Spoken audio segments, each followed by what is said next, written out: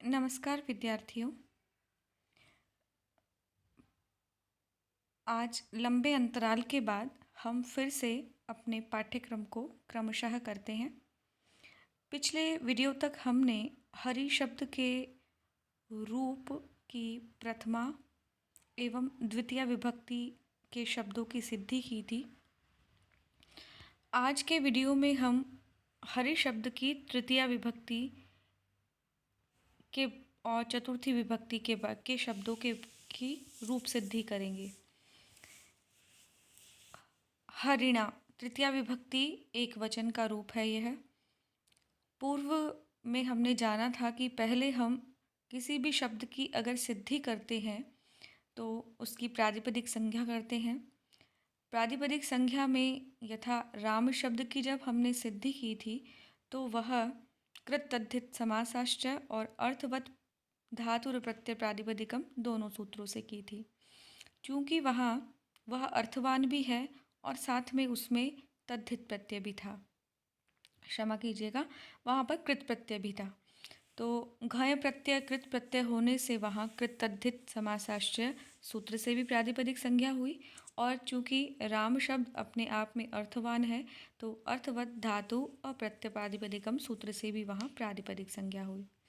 अब हरिणा शब्द में किसी भी प्रकार का प्रत्यय नहीं है, इसीलिए यहाँ पर कृत तद्धित समासाश्चय सूत्र से प्रातिपदिक संज्ञा नहीं होगी, सिर्फ अर्थवत धातु प्रत्यय प्रातिपदिकम सूत्र से ही प्रातिपदिक संज्ञा होगी।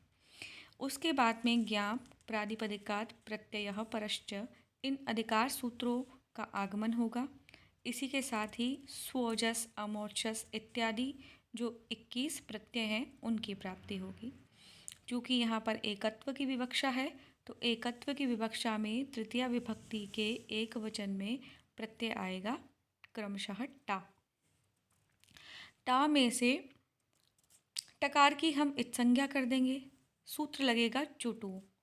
चुटु सूत्र जो होता है वो चकार च वर्ग एवं ट वर्ग की इत्संज्ञा करता है कि संदर्भ में जब प्रत्यय हो तो टा यहाँ पर प्रत्यय है तो प्रत्यय के टकार की इत्संज्ञा हो जाएगी।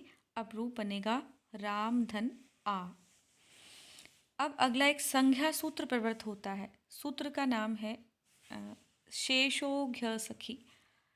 शेषो घी असखी, घी में ह्रस्व विकार है, घकार जो क वर्ग का चतुर्थ वर्ण है घ, इसमें ह्रस्व विकार करके संज्ञा बनती है घी संज्ञा। ये परीक्षाओं में बहुत पूछी जाती है, विशेषकर प्रतियोगी परीक्षाओं में। अब यहाँ शेष शब्द से क्या तात्पर्य है? शेषो शेषः किससे शेष? इससे पूर्व हमने युस्राख्यो नदी नदी संज्ञा की थी दीर्घ ईकार और दीर्घ उकारांत शब्दों की। तो नदी संज्ञा जिनकी हो चुकी है उनसे जो अब शेष बचे हुए शब्द हैं जिनकी हमने अभी तक नदी संज्ञा नहीं की है, तो नदी संज्ञा जिनकी नहीं हुई है ऐसे जो शेष ह्रस्व इकार और ह्रस्व उकार हैं उन शब्दों की घी संज्ञा होती है। इस बात को फिर समझिए कि नदी संज्ञा हुई है दीर्घ इकार और दीर्घ उकार की, और नदी संज्ञा जिनकी नहीं हुई है अर्थात जो ह्रस्व इकार है और ह्रस्व उकार है यानी छोटी ई और बड़ी छोटा ऊ, इन शब्दों की होती है घी संज्ञा। अब अंत में एक सखी शब्द और दिया हुआ है। अब सखी शब्द में जो हमें मात्रा दिखाई दे रही है वह कैसी है? ह्रस्व इकार है।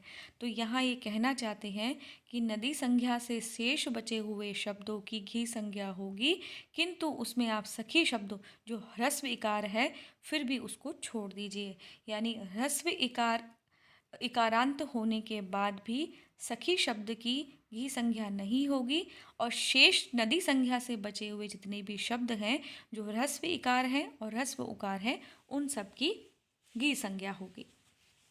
अब जो भी हम संज्ञा करते हैं उन संज्ञाओं का कुछ ना कुछ फल होता है। यहाँ कुछ और भी कहना चाहते हैं कि नदी संज्ञा कहाँ कहाँ नहीं होती है।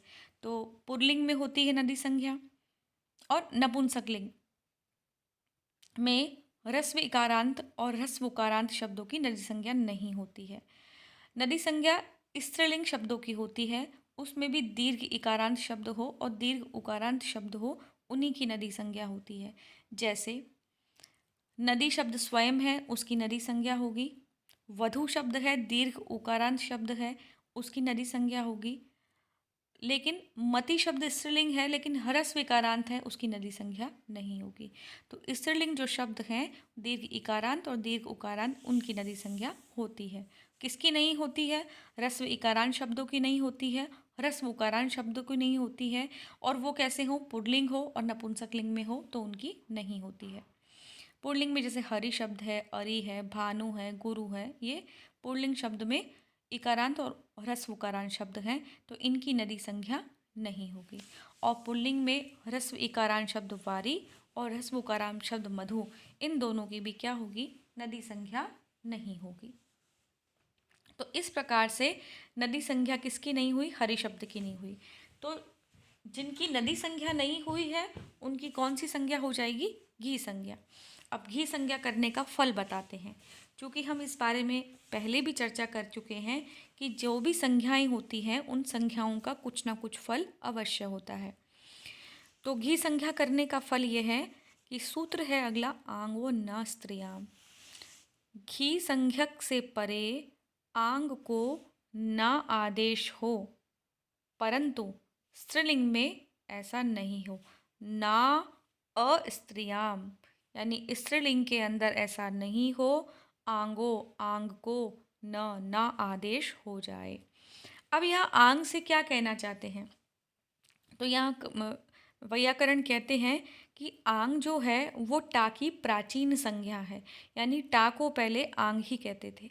अब चूंकि हमने पहले भी चूटू सूत्र से टकार की संज्ञा की हुई है, तो ट में से वैसे भी आ ही शेष रहा है, तो यहाँ अब हमारे पास आंग ही है। ये जो है हरि के बाद में आ लिखा हुआ, इसे आंग ही कहेंगे। अब इसी आंग को ये क्या आदेश करने के लिए कह रहे हैं? ना आदेश करने के लिए कह रहे हैं। तो ना आदेश हो जाएगा, परंतु ये स्त्रीलिंग का शब्द नहीं होना चाहिए। तो हरि कैसा है? स्त्रीलिंग का शब्द नहीं है। अब ये शब्द किसके लिए मना करे? से मति शब्द है, ह्रस्व इकारांत शब्द है, तो उसकी क्या उनसे संज्ञा घी संज्ञा हो जाएगी।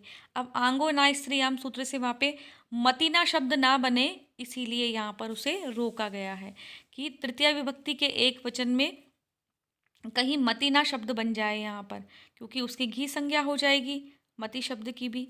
और फिर वहाँ पर भी तृतीय विभक्ति में टा होगा, टा में टकार की संज्ञा करेंगे और उसके बाद आशेष रहेगा, वो तो आंग के स्थान पर ना हो जाएगा।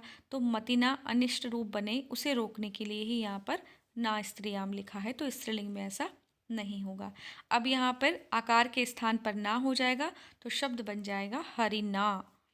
हमने पहले भी सूत्र पढ़ा है, अट कुप्वांग नुम व्यवाये अपि। इस सूत्र में नकार को णकार आदेश हो जाएगा। क्या कहता है सूत्र? अट, क वर्ग, प वर्ग, आंग, नुम, इनका व्यवधान होने पर भी नकार को नकार हो जाए। इनमें एक का व्यवधान हो या एक से अधिक का व्यवधान हो तो भी रेफ और मूर्धन्य शकार यदि किसी में हो, किसी शब्द में हो और वो एक ही पद हो, तो उस पद में इनका भी अगर व्यवधान हो रहा हो तो वहाँ पर नकार को नकार हो जाए। सूत्र पढ़ते हैं हम, रसाभ्याम नोणः समान पदे। समान पद में रकार रेफ और मूर्धन्य शकार होने पर उसको नकार आदेश णकार आदेश हो जाए, नकार को नकार आदेश हो जाए। और यह सूत्र कहता है कि इन सब का अगर समान पद में व्यवधान भी हो, एक या एक से अधिक का, तो भी नकार को नकार हो जाए। तो हरिणा में रेफ है, रेफ के बाद इकार है, इकार का आगमन हम अट में मानेंगे, तो अट का व्यवधान होने के बाद भी न के स्थान पर णत्व हो जाता है। इस प्रकार से हरिणा यह प्रयोग सिद्ध होगा। अगला है हमारे पास हरिभ्याम। हरिणा हरिभ्याम हरिभिः। तो हरिभ्याम के लिए हरि और धनभ्याम संयुक्त रूप से लिखेंगे तो हरिभ्याम प्रयोग सिद्ध हो जाएगा। इसमें कोई नया सूत्र नहीं लगेगा, लेकिन पुराने सूत्र जो हैं, जो हम पूर्ववत करते आ रहे हैं प्रक्रिया, ये हम अर्थवत धातु प्रत्यय प्रातिपदिकम से जो प्रातिपदिक संज्ञा करते हैं, सुओजस इत्यादि की उत्पत्ति करते हैं, अधिकार सूत्रों का आगमन होता है, वह सब यथावत रहेगा। हरिभिः में भी तृतीय विभक्ति के बहुवचन में भिस प्रत्यय लगेगा। भिस में सकार को हम स सदृशो रू से रुत्व करेंगे और खर वसानीय विसर्जनीय से इसमें विसर्ग का आगमन होगा, रूप बन जाएगा हरिभिः। इस प्रकार तृतीय विभक्ति पूर्ण होती है। चतुर्थी विभक्ति का एक वचन रूप बनता है हरये। पूर्ववत हम प्रातिपदिक संज्ञा करेंगे, अधिकार सूत्रों की प्राप्ति होगी, 21 प्रत्ययों का आगमन होगा और एकत्व की विवक्षा में लगेगा प्रत्यय ङे। ङकार की इत्संज्ञा करने पर लशक्व तद्धिते सूत्र से ङकार की इत्संज्ञा हो जाएगी। लशक्व तद्धिते सूत्र अतद्धित प्रत्ययों में लकार, शकार और क वर्ग की इत्संज्ञा हो जाती है। तो ये जो ङ है वो क वर्ग का अंतिम वर्ण है, तो इसकी इत्संज्ञा हो जाएगी। तो इसकी मात्रा जो शेष रही है वह रहेगी हरि धन ए।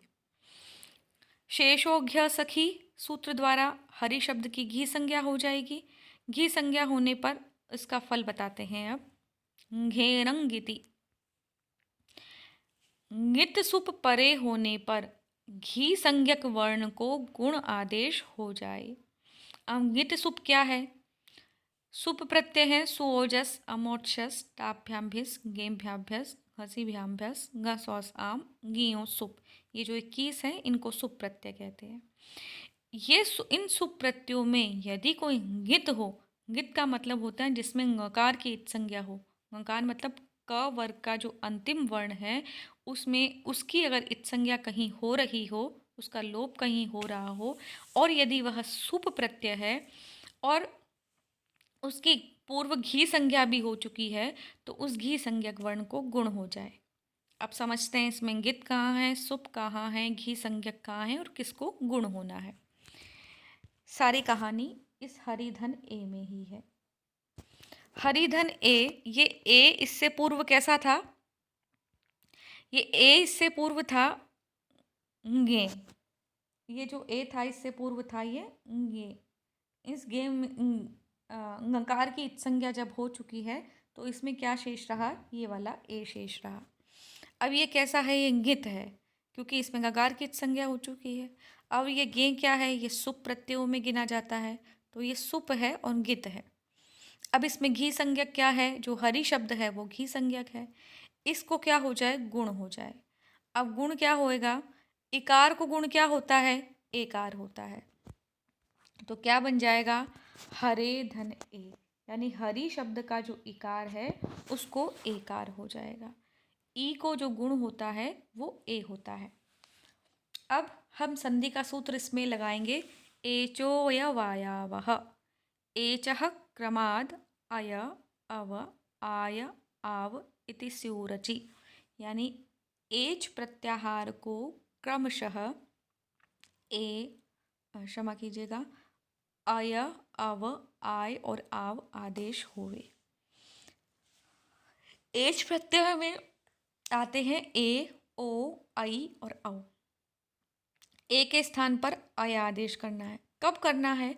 जब धन के चिन्ह के बाद में यानी प्लस के चिन्ह के बाद में यदि कोई स्वर आया हो तो हरे इसमें ये है ए और इसके बाद में जो दूसरा ए है वो है स्वर। तो स्वर पर में होने पर एच प्रत्याहार का ए के स्थान पर अय हो जाएगा। तो ये रूप बनेगा हरये। मैं आपको उसको तोड़ के बताती हूँ। हर, इस ए के स्थान पर जो मात्रा है इसके स्थान पर हो जाएगा अय और इसके बाद है ए। अब इनको जोड़िए, र आधा है, अ इसमें मिल जाएगा तो ये हर हो जाएगा। उसके बाद ये य है, य में एक की मात्रा लगेगी तो बन जाएगा हरये। तो इसको जब जोड़ेंगे तो रूप बनेगा हरये। इस प्रकार से चतुर्थी विभक्ति का एक वचन का प्रयोग भी सिद्ध होता है। आज के वीडियो में इतना ही। अगले वीडियो में हम पंचमी विभक्ति के बारे में चर्चा करेंगे। धन्यवाद।